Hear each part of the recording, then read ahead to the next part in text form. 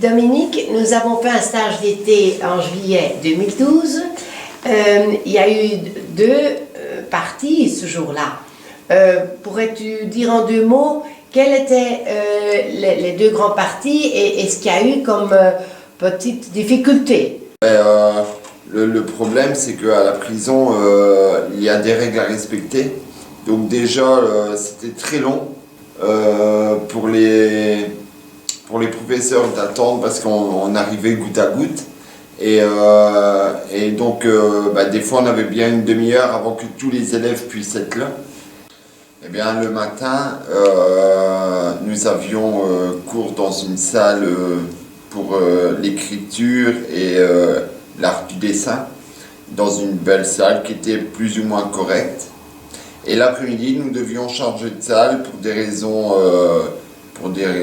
qui sont propres à la prison, et où nous avions tous un ordinateur à notre portée, mais une salle très petite, où on était assez à l'étroit.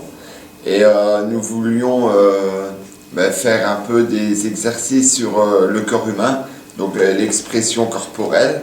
D'ailleurs, on peut le voir ici sur le dessin. Nous, on a fait un dessin représentant les détenus dans une pièce de la prison, et on voit par ce dessin qu'on est un peu tous serrés.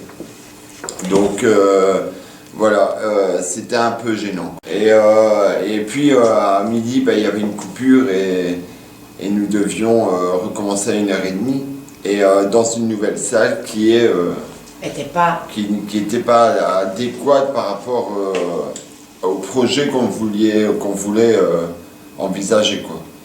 Voilà. Merci. Cet exercice d'expression corporelle, en fait, on vous avait demandé, c'était Marthe, l'animatrice actrice, qui vous avait demandé de faire quoi exactement? En fait, nous devions, par exemple,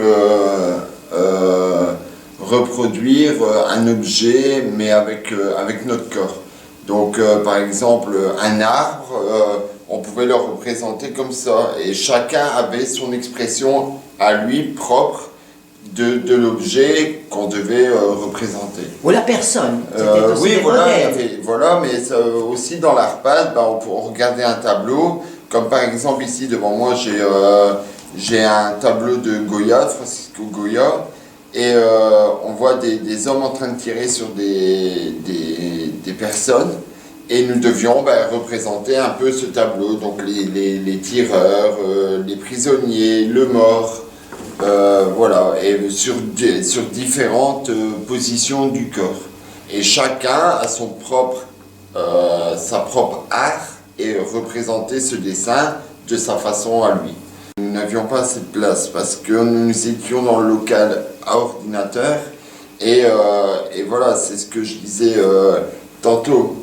Malheureusement, les ordinateurs prenaient beaucoup de place, la pièce était assez petite, et en plus, le temps nous était compté. Une autre question plus générale, pourquoi tu crois que c'est un projet utile? Pourquoi l'art en prison? Déjà, le projet, il est, je trouve, très bien, parce que des gens qui viennent dans des prisons afin d'un peu évacuer tout le stress des détenus, je trouve ça chouette. Maintenant, on est en prison, beaucoup de gens ont mérité d'y être, mais c'est pas pour autant que nous sommes des animaux. Et justement, moi j'ai apprécié ces gens, donc vous et d'autres personnes qui venaient et qui nous faisaient évader par l'art et par l'expression corporelle, l'expression à l'écrit, et c'était très une bonne expérience. Voilà. Est-ce que tu crois que l'idée de montrer des chefs-d'œuvre, des choses importantes qui sont fortes, pourquoi penses-tu que c'est utile en prison? Tout simplement, déjà si les œuvres sont encore lues maintenant, c'est qu'elles sont intéressantes.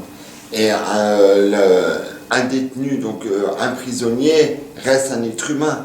Donc il n'est pas à mettre sur le côté par rapport à quelqu'un qui a fait des études, où on est tous logés à la même enseigne. Donc ce n'est pas parce qu'on est prisonnier qu'on ne peut pas être expressif dans l'art ou dans quel que soit les choses de la vie.